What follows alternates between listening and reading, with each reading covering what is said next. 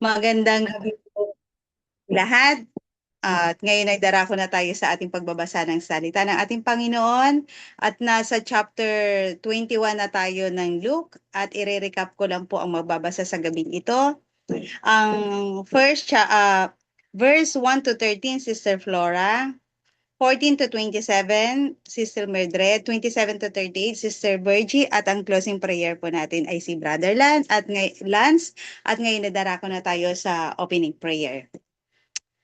Hallelujah, glory to God, glory to worship your name. Minsan muli kami nagpupuri, pinapasalamatan ka namin, iwawalhati ka namin, Panginoon o God, at tinataas at dinadakila ang iyong pangalan, Panginoon o God. Marami pong salamat o God sa gabing ito o God na kami po ay nagtitipon-tipon o Lord God upang basahin o God ang iyong salita, Panginoon o God. Lord, bigyan mo po kami o God ng wisdom, knowledge, understanding o God upang sa ganun maintindihan po namin ang iyong salita, Panginoon o God, at mai-apply po namin ito sa pang-araw-araw naming gawain. Panginoon, O God, magtanib sa aming mga puso't isipan, O God, ang iyong salita, Panginoon, O God. Lord, let the Holy Spirit ang siyang mag-lead sa amin, O God, sa aming pang-araw-araw naming gawain, Panginoon, O God. Lord, i-bless mo po, patuloy mong i-bless ang gawain ito, Panginoon, O God. Lord, guide us, O God.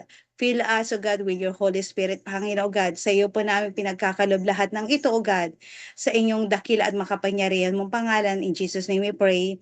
Amen. Amen. Sige po, tayo po'y magsipagbukas sa Lucas chapter 21.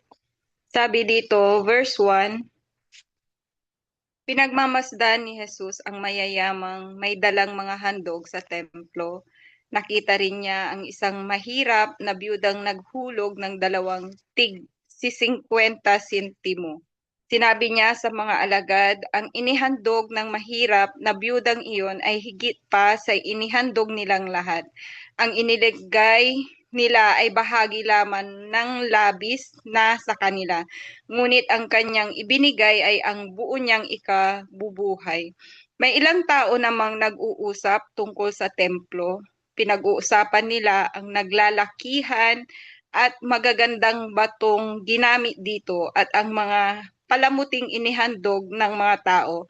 Kaya't sinabi sa kanila ni Jesus, darating ang panahon na ang lahat ng nakikita ninyong iyan ay iguguho at walang matitirang magkakapatog ng mga bato. Tinanong nila si Jesus, Guro, kailan po mangyayari iyon at ano ang magiging palatandaang iyon ay magaganap na? Sumagot si Jesus, mag-ingat kayo upang hindi kayo mailigaw ni numan. Marami ang darating sa aking pangalan at magsasabi, ako ang Kristo at dumating na ang panahon. Huwag kayong maniniwala sa kanila, huwag kayong mababagabag kung makabalita man kayo ng mga digmaan at mga rebellion. Dapat munang mangyari ang mga iyon, subalit hindi darating kaagad ang wakas.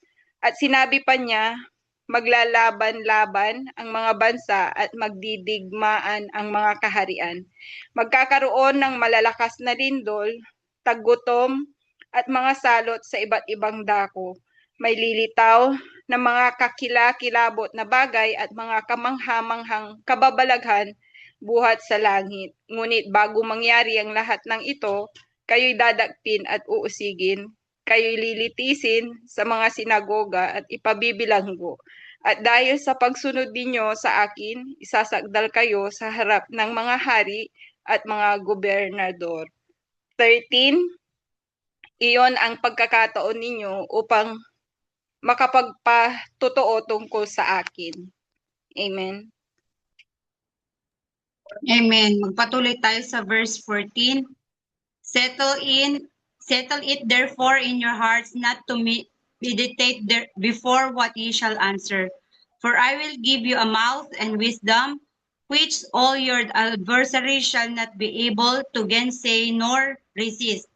And ye shall be betrayed both by parents and brethren, and kinsfolks and friends, and some of you shall they cause to be put to death, and ye shall be hated of all men for my name's sake. But there shall not an hair of your head perish. In your patience possess ye your souls. And when ye shall see Jerusalem compassed with armies, then know that the desolation thereof is nigh. Then let them which are in Judea flee to the mountains, and let them which are in the midst of it depart out. Let not them that are in the countries enter thereinto.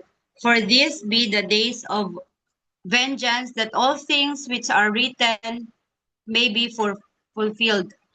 But woe unto them that are with child, and to them that give suck in those days, for there shall be great distress in land, and wrath upon this people. And they shall fall by the edge of sword, and shall be led away captive into all nations, and Jerusalem shall be trodden down of the Gentiles, and until the time of Gentiles be fulfilled. And there shall be sign in the sun, and in the moon, and in the stars, and upon the earth distress of nations, which with perplexity the sea and the waves roaring. Verse 26, men's hearts failing them for fear and for looking after those things which are coming on the earth. For the powers of heaven shall be shaken. Amen. Sige po tayo magpatuloy sa 27. Sa panahong iyon, makikita nila ang anak ng taong dumarating na nasa alapap at may kapangyarihan at dakilang karangalan. Kapag nagsimula ng mangyari ang mga ito, tumayo kayo at tumingala, sapagkat malapit na ang pagliligtas sa inyo. At sinabi sa kanila ni Jesus ang kanilang talinghaga, tignan ninyo ang puno ng igos at ang iba pang punong kahoy. Kapag nagkakadaon na ang mga ito, alam ninyong malapit na ang tag-araw. Gayon din naman kapag nakita ninyong nangyayari na ang mga sinabi ko, malalaman ninyong malapit na ang karya ng Diyos. Tandaan ninyo, magaganap ang lahat ng ito bago lumipas ang salinlaing ito. Lilipas ang langit at ang lupa, ngunit ang aking mga salita ay hindi lilipas kailanman. Mag-ingat kayo na huwag kayong malulong sa labis na pagsasaya, paglalasing at matuon ang inyong pag-iisip sa mga alalahanin sa buhay na ito. Kung hindi ay bigla kayong abutan ng araw na iyon na tulad ng isang bitag, sapagkat darating ang araw na iyon sa lahat ng tao sa ibabaw ng lupa. Kaya't maging handa kayo sa lahat ng oras.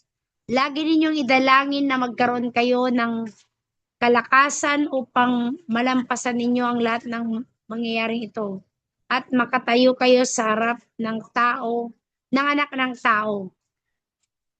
Araw-araw si Jesus ay nagtuturo sa templo, kung gabi na may umalis siya at nagpapalipas ng magdamag sa bundok ng mga Olibo. Verse 38, maaga pa'y pumupunta na sa templo ang mga tao upang makinig sa kanya.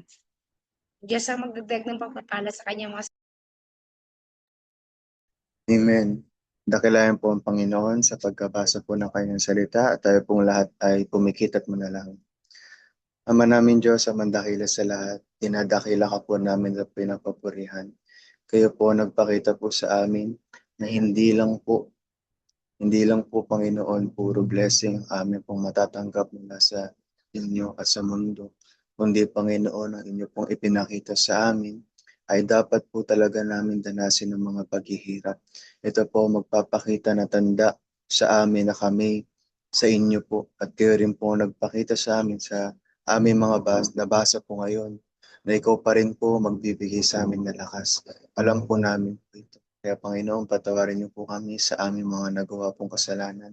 At amin pong itinadalangin, Panginoon, na po sa salamat na kahit na dumating ang mga bagay na ito, ang mga tanda na muli niyo pong pagparito sa mga mangyayari, Panginoon Diyos, sa mga pagkawasak ng mga bansa, sa mga mangyayari pong mga taggutom, mga signs, Panginoon, na hindi po namin malaman at di po namin maintindihan at lagi po kami magugulat sa mga ito. Pero kayo po nagpapakita po sa amin na huwag kami mabalisa. Dapat po na magdaan po pala ang mga ito. Dapat hindi po kami magtaka at bagkus, Panginoon, ay talaga pong mataimtim na nananalangin. Kaya Panginoon, napapasalamat kami sa inyo patuloy, sa inyo pong mga salita. Patuloy ang aming pong prayer sa inyo. Bigyan niyo po kami ng lakas. Kagaya po ng inyo pong sinabi. Amin po idinadalangin, Panginoon, at humingi kami sa inyo ng lakas, patnubay, gabay, upang Panginoon pag dumating ang araw na pagparito niyo po, ay kami po ay masumpungan po ninyo na handa.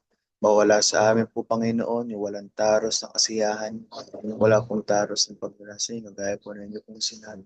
At amin po itinadalangin yung mga kabalisan sa mundo, ay huwag po namin iisipin dakilang Ama, sapagkat kayo po nagbibigay sa amin ng mga ito. At ang pinapakita niyo lamang po sa amin ay yung wala pong kwenta na paggawa ng mga bagay na ito. Marami pong salamat. Alisin niyo po sa amin yung mga takot. Gawin din po namin ito at panalangin din po namin sa aming mga sarili. Kailangan po na danasin po namin ito, makita po namin ito. Dahil kayo po nagpapakita na malapit na po kayong maparito, malapit na po kayong tumating. Kaya amin po idinadalangin, Panginoon, na huwag kami magsawa sa paggawa po, Panginoon, ng mabuti. Huwag kami magsawa sa pag-endure. Kahit, Panginoon, na kami po at kayo po nagpakita, nagsabi, na kami po ay dadakpin, na kami po ay dilitisin, dakilang Ama. Kahit yung aming mga magulang, mga anak, amin pong mga mahal sa buhay, mga kaibigan na magtatatwa sa amin. Dahil po sa inyo pong pangalan, dapat po kami magalak sapagkat masusumpungan po namin ang buhay na walang hanggan.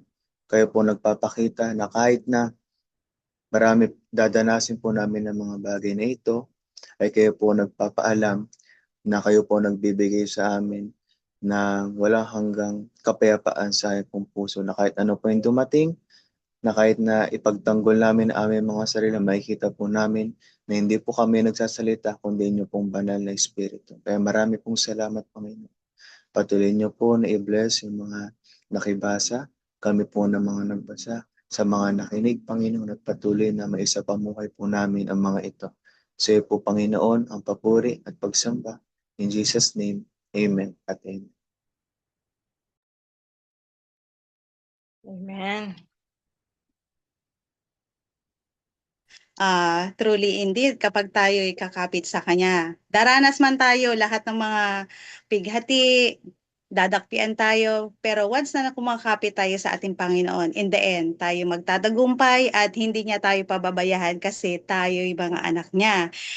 According nga dito sa from verse 3 to 4 na isang byuda na nagbigay lang ng 2 coins. Sabi niya, mas higit pa yon na mas mahalaga kumpara doon sa malalaking nagbigay.